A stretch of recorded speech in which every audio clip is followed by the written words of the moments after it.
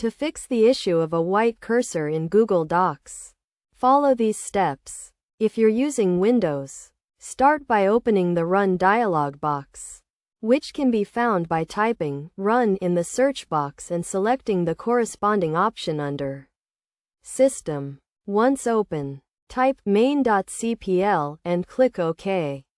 This will open the Mouse Properties menu. Navigate to the third tab, labeled Pointers or Options, and ensure that the Hide Pointer while typing option is disabled. If a blue check mark is present, uncheck it. Click Apply to save the changes. If the issue persists, go to the Pointers section and locate the Text Select option.